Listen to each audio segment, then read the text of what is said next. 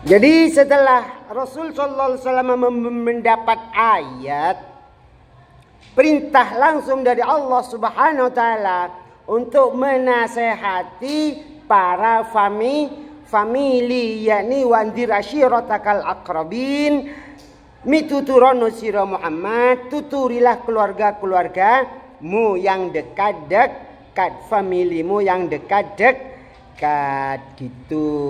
Maka mulailah Rasul sallallahu alaihi wasallam mengumpulkan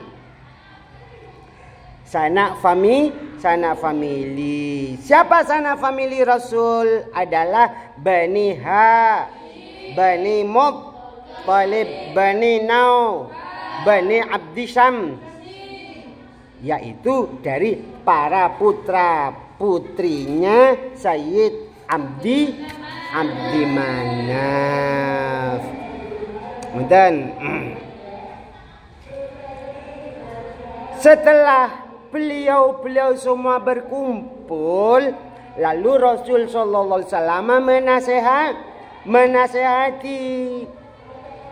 Bagaimana bunyi nasihatnya? Bunyi nasihatnya adalah, wahai para familiku, demi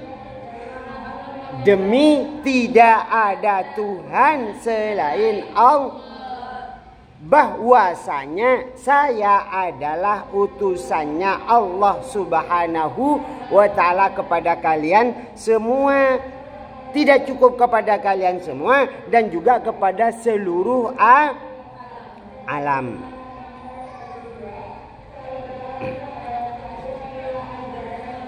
Jadi semuanya akan dihitung, apa saja yang mulai detik ini akan ada hisabnya, akan ada hitungannya. Yang semula sebelum adanya perkumpulan ini tidak ada perhitungan, maka setelah adanya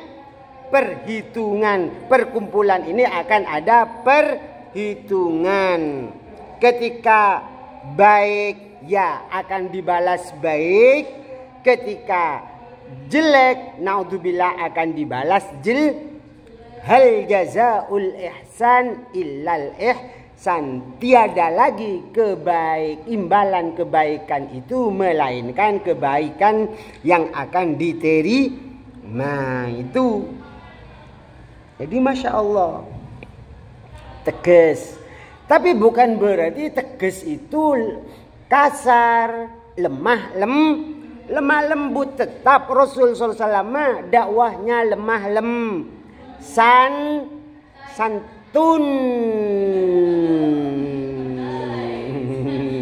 santun. Bagaimana ayatnya? Ud'u ila sabili rabbika bil hikmati wal mau'idatil hasanati wajadilhum billati hiya ahsan. Santun.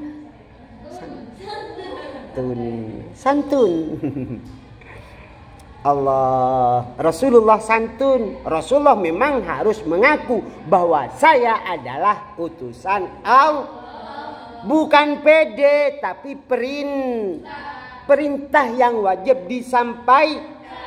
Kalau tidak disampaikan oleh Rasul, kita tahu dari mana bahwa Rasulullah itu utusan Allah.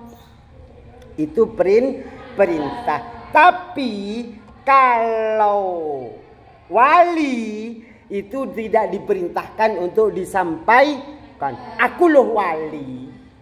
Tidak. Apalagi aku loh ila akhirih wis. Pokoknya kalau sudah aku loh, naudzubillah. Ngoten.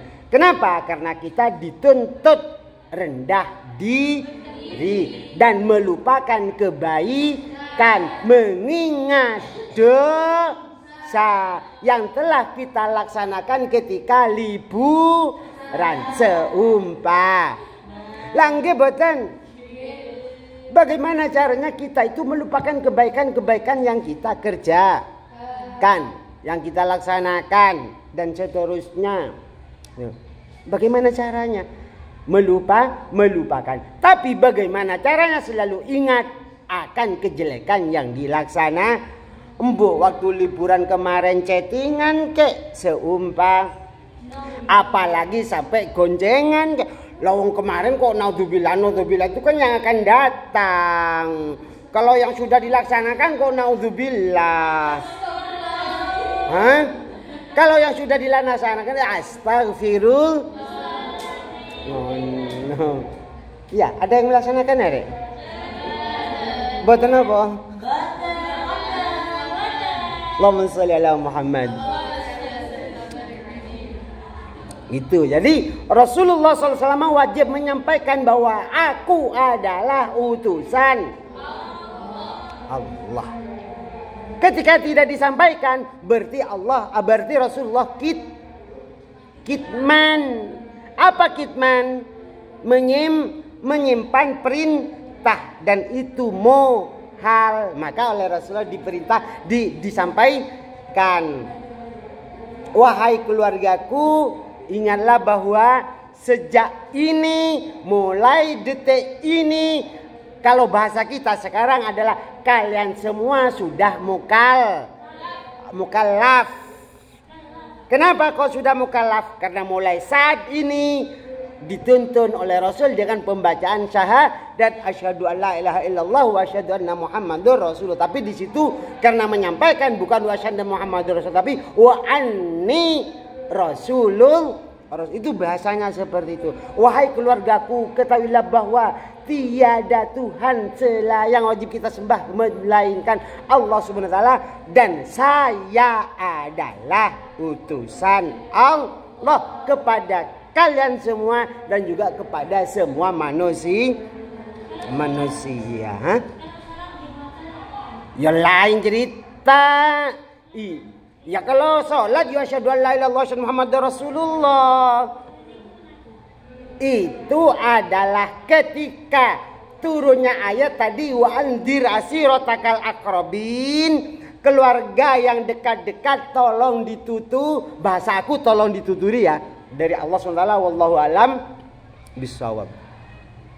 Muhammad, itu loh tuturono keluarga-keluargamu yang dekat kan gitu. Maka Rasulullah SAW menyampaikan, demi Allah setelah ini kita semua, kalian semua akan ada hisabnya. Makanya orang kafir ketika masuk Islam kan langsung gak punya dosa. Orang kafir ketika masuk Islam tidak punya dosa. Seperti halnya siapa yang membunuh Sayyidina Hamzah? Wahsy. Jadi budak Wahsy tersebut setelah membunuh Sayyidina Hamzah getuni masa, karena yang ada di benak Wahsy itu adalah saya merdeka dan saya mendapat beberapa bonus dari orang-orang Arab. Setelah terbunuh Sayyidina Hamzah, maka Wahsy bengong, stres. Istilah bahasa sekarang stres. Ya. Lambat laun akhirnya sadar, bukan menyesal dan sadar. Akhirnya dengan teman-teman Islam, para sahabat maksudnya, dibilang Wahsy, agama Muhammad itu gak kaku. Agama Muhammad itu mudah. Pokoknya kamu masuk ikut kepada agama Muhammad, maka kamu sudah dilindungi. Darahmu haram, hartamu haram, dan seterusnya. Akhirnya Wahsy kan masuk Islam. Namun walaupun Wahsy masuk Islam, ngapunten, Rasul kan juga manusia, kan gitu. Bukan berarti karena sang paman ini yang dibunuh oleh Wahsy, akan tetapi karena sang Asadullah. Jadi Rasulullah SAW memandang dari sisi kebaikannya Sayyidina Hamzah karena mendapat gelar Asadullah. Jadi Wahsy pun di dalam Islam tidak direken dening Rasul sallallahu alaihi wasallam, tidak pernah dihadapi. mendaftar jadi prajurit tidak diterima, dan seterusnya. Sampai pada masa Sayyidina Abu Bakar, karena Sayyidina Abu Bakar dengan Rasulullah masakan sangat dekat juga tidak diterima. Sampailah pada masa Sayyidina Umar yang akhirnya mendaftar prajurit dan mampu membunuh jenderal. Akhirnya Wasi punya semboyan, alhamdulillah saya ketika dalam keadaan kafir membunuh jenderal Islam, tapi setelah saya masuk Islam saya mampu membunuh jenderal kafir. Itulah Wahsy. Ya Allah, sakit hati Wahsy. Sakit hatinya apa? Walaupun dekat tapi tak mampu dipandang.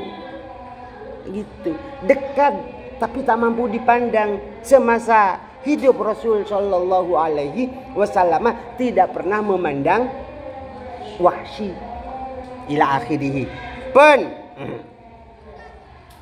Jadi semenjak saat inilah, kembali kepada keterangan awal, semenjak saat inilah yang baik akan dibalas baik, yang buruk akan dibalas buruk. Nah, setelah itu sama-sama berbisik, suara kerabat, suara keluarga, semuanya sama berbisik kecuali Abu Lahab. Karena Abu Lahab itu Masya Allah, Abu Lahab itu ya sangat disegani oleh orang Quraisy. Tuh, jadi dari keluarga ini yang berkumpul ini semuanya yang sangat disegani turun-temurun adalah keluarga pada saat ini adalah keluarga dari Sayyid Abdul Muttalib, sang kakek Rasul Shallallahu Alaihi Wasallam. Karena Sayyid Abdul Muttalib itu nggak pernah menyembah berhala ke atas sampai kepada Nabi Ibrahim, nggak ada yang menyembah berhala, semuanya menyembah Allah Subhanahu wa Ta'ala, tapi dengan sifat disembunyikan. Nggak ada. Sayyid Abdul Muttalib apakah Kristen, apakah Yahudi, apakah Nasrani? Tidak.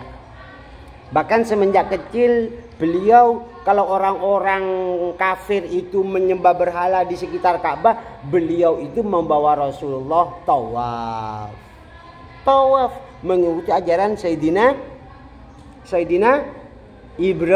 Ibrahim. Kadang-kadang Rasulullah pun juga dibawa masuk ke dalam Baitullah. Nah, di situ juga di luar Baitullah itu ada tempat khusus milik Sayyid Abdul Muttalib. Tak satu pun ada yang berani duduk kecuali Rasul Sallallahu Alaihi Wasallam semasa kecil pun juga sudah duduk di majlis di tempat Sayyid Abdul Muttalib itu tadi. Sehingga para paman-pamannya itu langsung mau mengambil Rasul Sallallahu Alaihi Wasallam untuk diminggirkan, tapi ketahuan oleh sang kakek Sayyid Abdul Muttalib.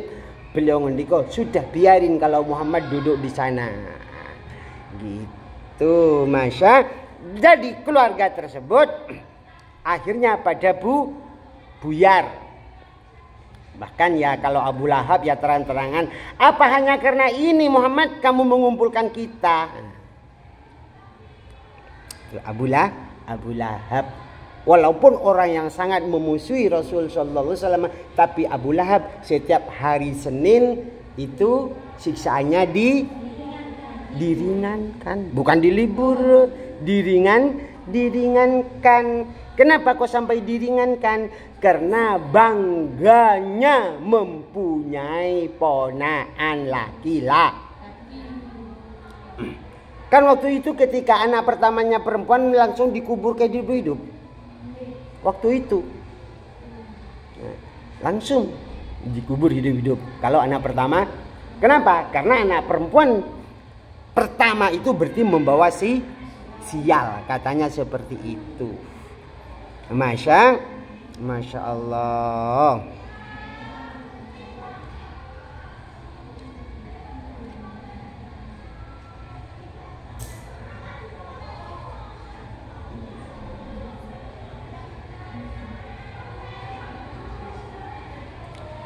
Pun. Jadi setelah itu Rasul sallallahu alaihi wasallam semakin dikucilkan. Ya, semakin dikucilkan Rasul sallallahu alaihi wasallam oleh orang-orang Arab, ya. Bahkan dipanggil, diundang hanya untuk dijelek-jelekkan dengan panggilan Abi Kabsyah. Allah. Di Rasul sallallahu alaihi wasallam selalu dijelek-jelekkan. Kemana saja selalu dijelek-jelek. Mohon maaf, bukan cuma diludahi kan, bahkan sampai dilempari kotoran. Jadi gak mulus. Padahal Rasul sallallahu alaihi wasallam itu adalah Al-Amin. Padahal sejak itu juga, bahkan mulai sebelum-sebelumnya, hartanya orang Quraisy itu dititipkan kepada Rasul sallallahu alaihi wasallam. Walaupun demikian, yang menitipkan harta pun juga menjelek-jelekkan. Apakah Rasulullah marah? Tidak. Rasulullah tidak marah. Karena dakwah itu harus dengan lemah lembut, bukan dengan kasar, apalagi mencaci maki seperti yang ada di YouTube itu loh. Masa kiai kok dibilang anjing, curut barang itu? Itu bukan dakwah. Ya, itu bukan dakwah. Apalagi ada pernyataan Masya Allah. Ya tidak sesat sih. Tidak sesat. Tapi gak pantas. Kalau Habib ini kan gitu ya. Ini yang pantas adalah menjadi gurunya Imam Syafi'i, Imam Maliki, Imam Hambali, Imam Hanafi. Lalu Habibnya yo ngaji kitabnya Imam Syafi'i, kok dibilang yang pantas menjadi muridnya adalah Imam Syafi'i ila akhiri. Kan gak mudeng gitu. Ngen bebetan. Pernah dengar ndak? Iya wes sapa ae sebutan. Yang tahu nanti di kolom komentar ya. Allah, gak mudeng. Itulah bedanya. Padahal dakwanya Sunan Ampel masalahnya mohlimo. Orang hidup lah ingin bahagia, mohlimo. Apa mohlimo iku rek? Wis di Google cari sendiri. Madon modot ila akhiri kok. Nah itu. Tuh, kalau Sunan Giri, siapapun yang aktif sholat dan ngajinya akan kucari walaupun di neraka, besok akan kubawa suan datang Rasul sallallahu alaihi. Jadi aktif sholat ngaji. Kalau di sebelah ini, pokoknya cinta aku masuk surga. Enak wis. Pokoknya cinta aku masuk surga. Masya Allah. Jadi sekali lagi dengan lemah lembut. Bahkan ketika perang Uhud, ya, ketika perang Uhud, wojoy Rasul kan tanggal ya. Apa tanggal itu rek? Lepas dan sampai berdarah. Sehingga Rasulullah SAW diasingkan ke satu gua, yang gua itu darah Rasulullah sampai sekarang pun masih harum, cuman sekarang dicor, nggak boleh masuk. Nah, malaikat Jibril matur, ya Rasul, apakah gunung Uhud ini akan kubalik? Oh, Jibril, apa? Gunung Uhud, apakah gunung Uhud ini akan kubalik? Oh, Jibril, kalau semuanya mati nanti siapa yang akan masuk Islam? Le aku, apa kita balik? Oh iya Jibril lah ngono Masya. Ya karena aku kaya aku kan ndak mungkin ngono. Masya Allah. Jadi penuh lemah lembut. Makanya sampai-sampai saking lemah lembutnya Rasul SAW kepada makanan pun tidak pernah mencaci. Lek kerso didahar, lek gak kerso ditinggalkan. Lek koyo sampean, hi jangan koyo iki nih, tapi sik dimplok terus. Ngono arek. Mboten apa? Allahumma sholli ala sayyidina Muhammad. Ya Allah, tak pernah mencaci. Sampai-sampai Rasulullah ngendika, siapa itu? Tabassamuka fi wajhi akhika shadaqatul laka. Senyum mawon iku lho sedekah. Sampeyan tak delok mbek aku, kok gak ono senyume blas e. Jarine aku iku wis gurune, tak sawang kok tambah merengut. Heran, lek disawang are mahatali kok los ya. Allahumma sholli ala sayyidina Muhammad. Ngono arek. Boten apa? Allah.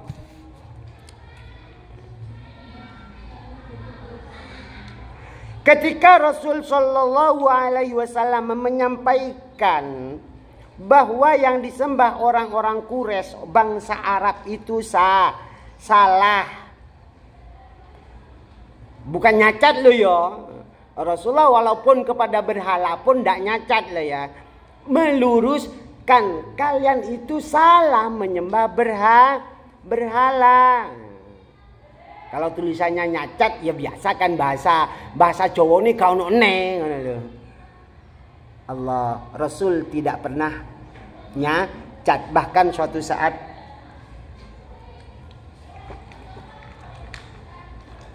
ada mayat lewat. Kan Rasul memerintahkan ketika ada mayat lewat maka harus berdiri. Mungkin betul. Sudah dipraktekkan? Mana mayatnya? Ada mayat lewat, Rasul berdiri. Terus setelah itu ambil sahabat kasare diprotes, bukan diprotes itu kalau bahasa sekarang. Sahabat itu Masya Allah, lebih-lebih sahabat perempuan kaum Ansor sampai nikman nisa apa nikmal mar'ah. Sebaik-baik perempuan adalah perempuan sahabat Ansor. Kenapa? Karena beliau selalu haus ilmu.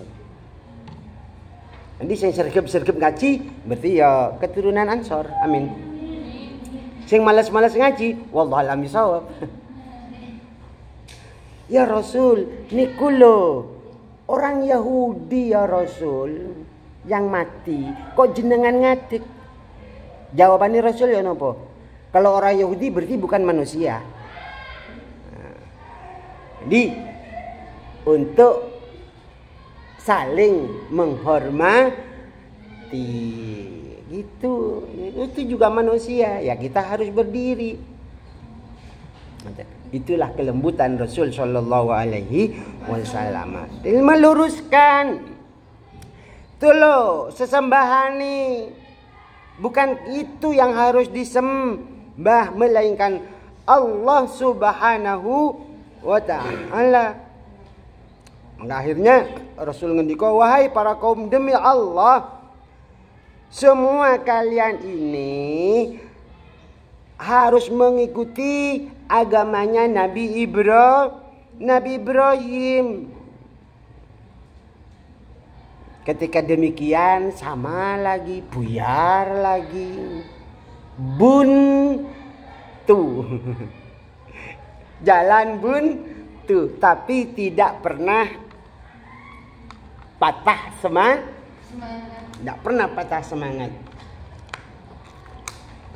Itulah Rasul Shallallahu Alaihi Wasallam, selalu giat dan giat, lebih-lebih mengaji.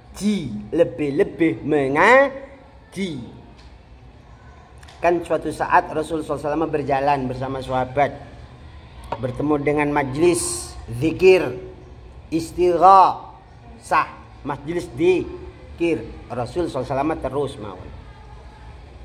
Oh, di depan kok ketemu majelis taklim, belajar.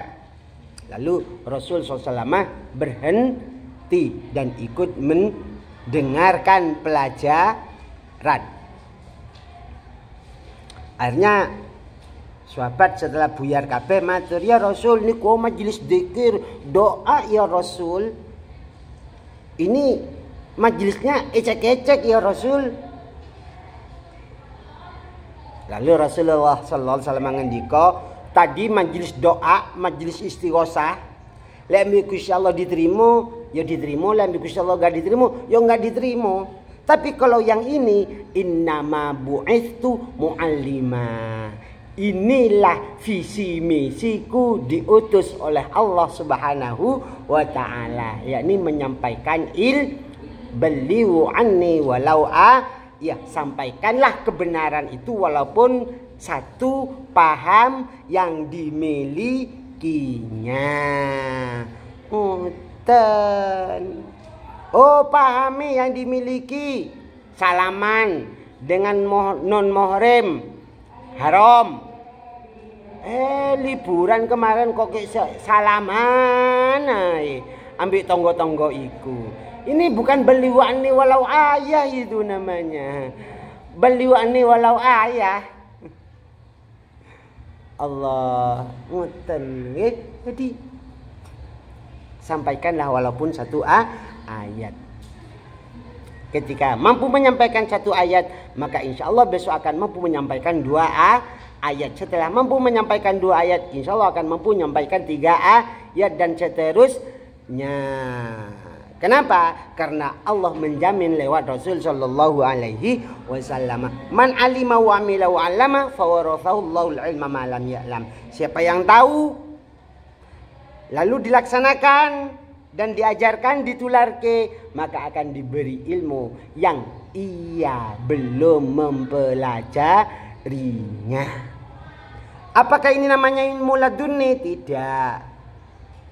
Ilmu tetap ilmu kasab. Kenapa? Karena kita harus melaksanakan ilmu yang tidak. Setelah melaksanakan harus menyampaikan. Ini kan kasab.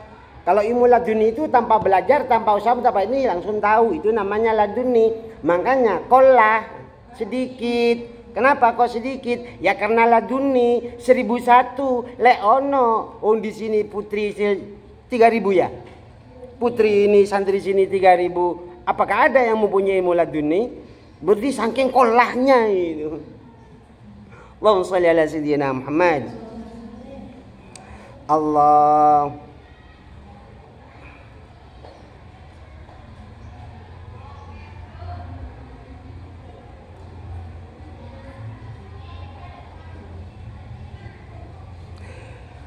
Dan pada akhirnya orang-orang kafir Quraisy, orang-orang Mekah ini telinganya panas dengan pituturi Rasul sallallahu alaihi wasallam.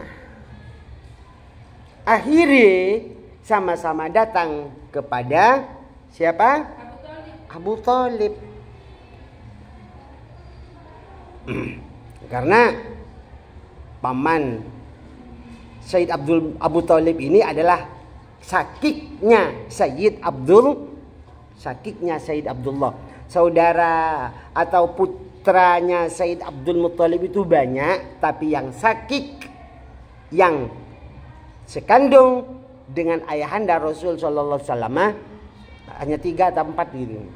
Di antaranya adalah Sayyid Abu Thalib. Siapa Sayyid Abu Thalib itu, Rek? Paman dari Rasul sallallahu alaihi wasallam. Ayahnya siapa, Rek? Sayyidina Ali. Orang-orang Quraisy sama-sama datang. Ya termasuk Abu Lahab kan juga pamannya. Mengingatkan kepada Abu Thalib agar supaya melarang Rasul sallallahu alaihi wasallam berdakwah.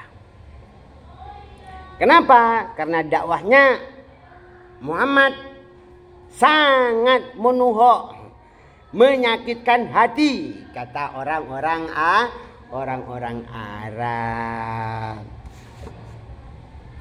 Muhammad kan Masya Allah mengatakan Muhammad gila, Muhammad gini, Muhammad gitu. Sehingga akhirnya mengancam juga kepada Sayyid Abu Thalib.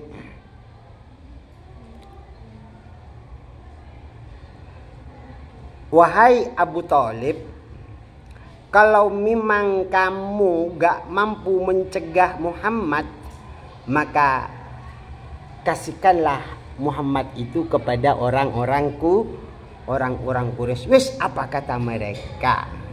Yakni mau dibunuh lansak piturute.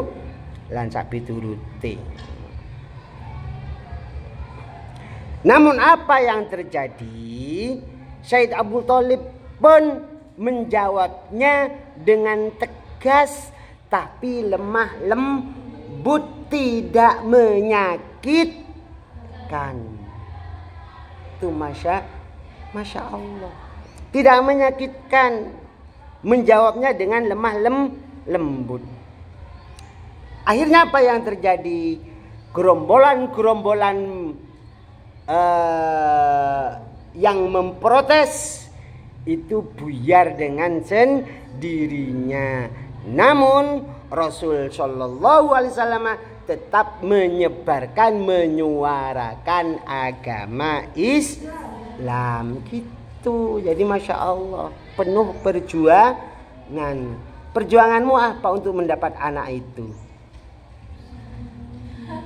Lah ngongon poso ae wegah, ngongkon wiritan wegah, ngono kepin entuk Gus. Ini kepin entuk apa? Juragan soleh. Semuanya itu penuh dan butuh pengorbanan. Kepin dapat suami, yo pengorbananmu apa? Gitu. Kepin jadi solihah, ya pengorbananmu apa? Gitu ya. Ngapunten karena kalian semua perempuan yang semoga bisa melahirkan semuanya nanti pada waktunya. Allahumma. Apa pengorbananmu sehingga anakmu itu keluar? Kan gitu. Apa pengorbanannya? Nyawa. Kan sudah biasa melahirkan itu adalah nyawa taruhannya.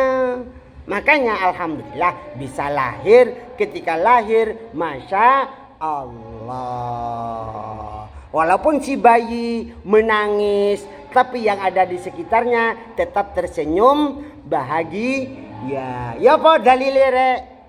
Waladatka ummuka ya bana Adam bakia. Hai anak Adam, ibumu melahirkanmu sedangkan dirimu waktu itu menjerit nangis. Tapi wanasu haulaka, orang-orang yang ada di sekitarmu ikut tersenyum manja, bahagia, riang gembira sehingga kayak tumpeng barang.